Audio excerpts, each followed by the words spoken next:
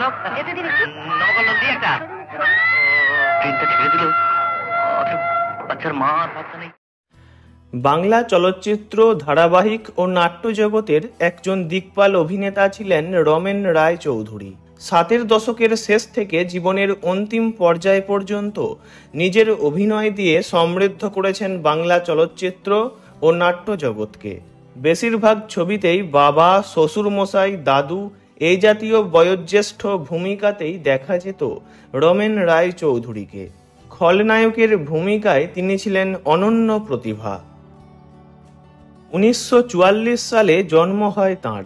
প্রথম জীবনে নাটকের হাত ধরেই অভিনয়ের শুরু। একের পর এক থিয়েটার দলের হয়ে কাজ করেছেন। পাশাপাশি যাত্রাপালাতেও পরিচিত মুখ হয়ে উঠেছিলেন রমেন রায় চৌধুরী। সিনেমা জগতে তাঁকে নিয়ে আসেন পরিচালক তপন সিনহা।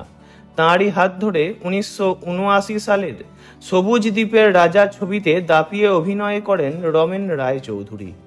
পরের বছরই তপন সিনহা আবারও তাঁর বাঞ্ছারামের বাগান ছবিতে রমেন বাবুকে কাস্ট করেন।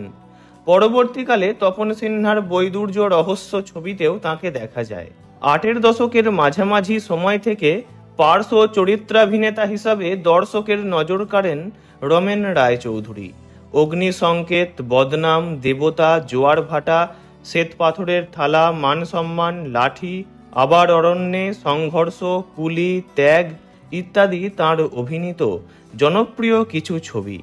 শেষ জীবনেও আই অ্যাম ইন্ডিয়ান, শুধু তোমারই জন্য, নির্ভয়া, রহস্য, কাকা ভাইপো, তার গল্প ইত্যাদি অনেকগুলি ছবিতেই কাজ করেছেন রমেন রায় চৌধুরী। জীবনের শেষের দিকে ক্যান্সারে আক্রান্ত হয়েছিলেন তিনি। অনেক বছর ক্যান্সারের তীব্র যন্ত্রণায় কষ্ট পেয়েছেন, কিন্তু কাজ বন্ধ ছিল না কখনো। ক্যান্সারের যন্ত্রণার পাশাপাশি একটা সময় কিডনির সমস্যাতেও জর্জরিত হয়ে পড়েন। অতঃপর 19 মার্চ 2019 সালের মঙ্গলবার ভোর 5টা নাগাদ নিজ বাসভবনেই দেহত্যাগ করেন রমেন রায় চৌধুরী। বয়স হয়েছিল 75 বছর। মৃত্যুকালে এক পুত্র এবং এক কন্যা সন্তানকে রেখে যান তিনি। রমেন বাবুর প্রয়াণের ঠিক একদিন আগেই অর্থাৎ 17 মার্চ চলে গিয়েছিলেন বাংলার আরও এক কিংবদন্তি অভিনেতা চিন্ময় রায়। পরপর দুই কিংবদন্তির প্রয়াণে গভীর শোকে আচ্ছন্ন হয়ে গিয়েছিল টলিউড।